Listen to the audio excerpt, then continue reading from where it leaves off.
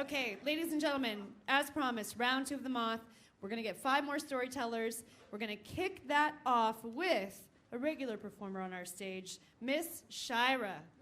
Come on up, Shira.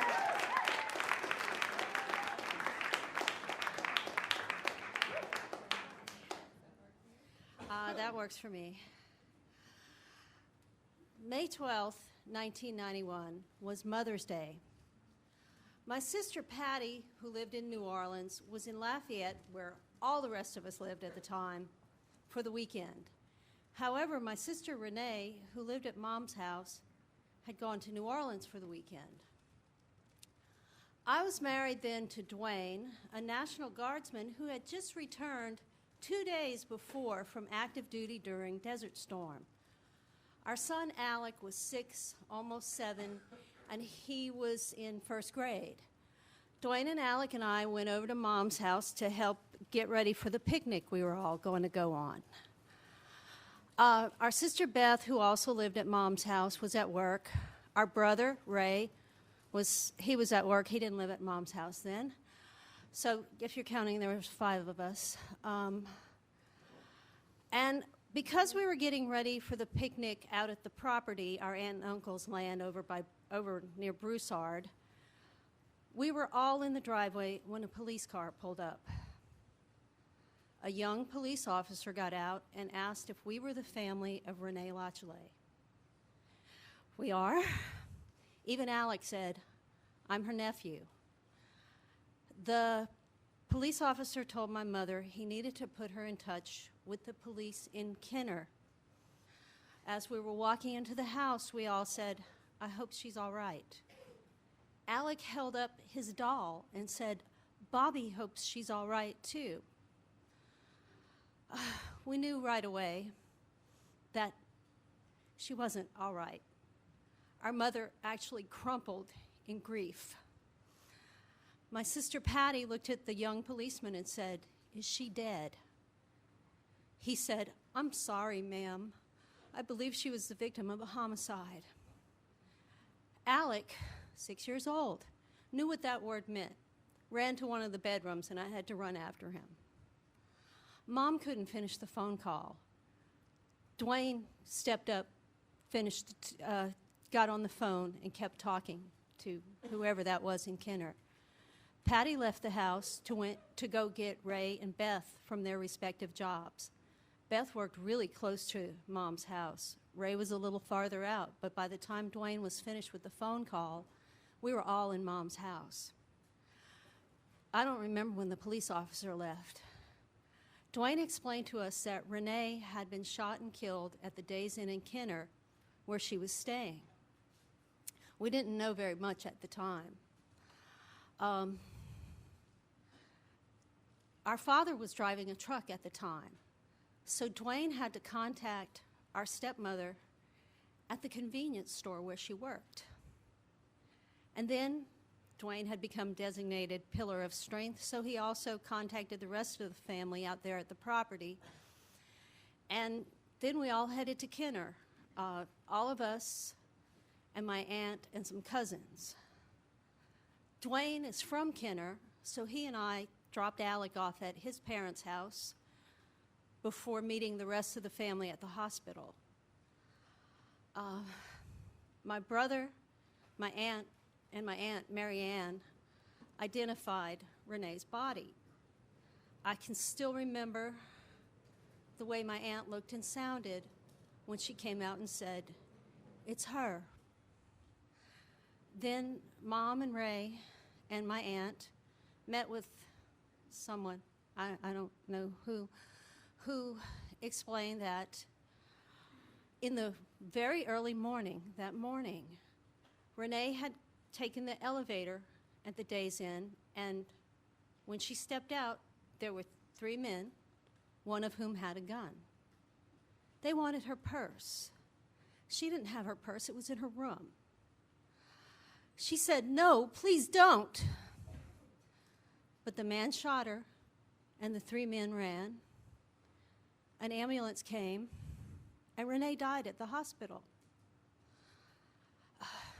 Dwayne and Alec and I stayed overnight in Kenner, And Dwayne and I went to the hospital and to the police and got her belongings.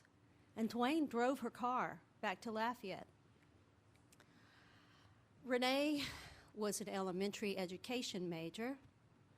She worked at Kinko's Copies, and she had previously worked at Mary Ann's Child Care, Mary Ann being the aforementioned aunt. There were a lot of people at the funeral home. Renee's best friend Patrick was with us, and people treated him as if he were the widow, which he kind of was.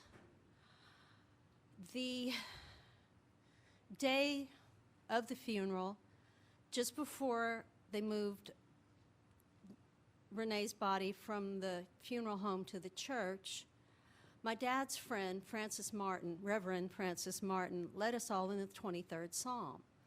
I was sandwiched between Dwayne and Alec. Dwayne's arms were around me, my arms were around Alec, and I felt Dwayne give way to his grief, finally.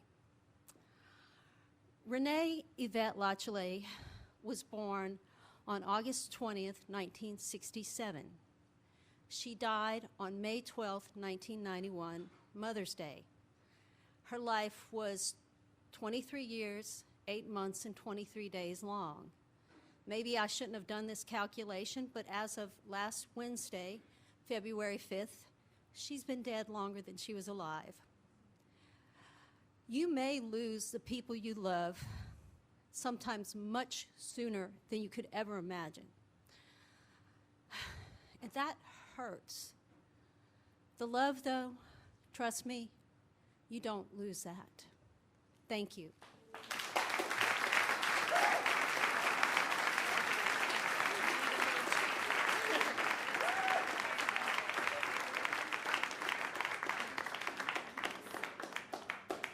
Shira, let's hear another hand for that important message there at the end. So true. And really, to anybody in the audience who has lost the life of someone they love, take a minute to think about that person. And you know, you still love them. You know they're still around. It's amazing, that power that people have to stick with us and to have that love stick with us even when their physical body is gone. It's a powerful, awesome, awesome thing. So thanks for sharing that with us. We're going to go ahead and go right to the judges. Let's start with WW and, oh, that sound of life. We've got 9.1. There we go. It is how babies are made. I mean, I'm not saying, I'm just saying. Punch Drunk in Love, what do you got for us over there? 9.0, very good. And Penny Lane Kaplan Levinson, what do we have for Shira? 9.0, thanks very much. Very cool. I mean, on the theme of love hurts, in about 5 months, I'm going to be hurting a lot, I would imagine. I have yet to really think very much about that particular part of it. There's someone here with a newborn baby tonight who I talked with during the break, and just focus on the results. Just focus on the results. Don't focus on the pain. It's not really going to do any good to focus on the pain, right? I mean, if you know something's going to be painful, you can't really do much to prepare for it. I mean, you can't really do anything. I don't know, anybody got me here? Anybody who's been through this? People who've given birth, I need the hands. John, you've given birth? Wow, that is a story I would like to hear. There are things I can do. Oh, yes, so my dear mother who made these caramels tonight and who once sent a boyfriend of mine a copy of a book of Shakespearean sonnets to give to me on Valentine's Day because she was afraid that he would forget to get me something for Valentine's Day. She didn't want me to be hurt by his forgetting. Shows her opinion of men, obviously. And she sent it to me, and he gave it to me begrudgingly, like, so here you go. And I was like, what is this? And he said, I got you this. I'm like, you did? It's one of those sort of Barnes & Noble, like $4.99 on the special table, just for Valentine's Day with all the other books that have red covers and hearts on them. And I kind of looked at him funny, and he said, okay, your mom sent it to me to give to you. Immediately, I call my mom, what were you thinking? How could you do this to me?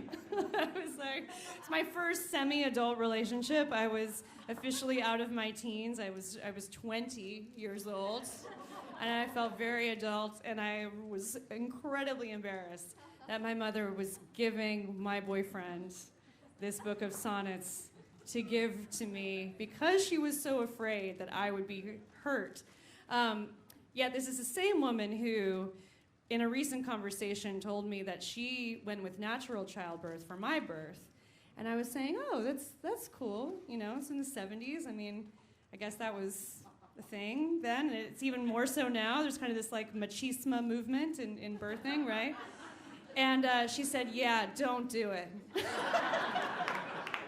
She said, there's absolutely no reason. Take the drugs. Take the drugs. I don't know why anyone would do it. I was stupid. Don't be like me. Just take the drugs.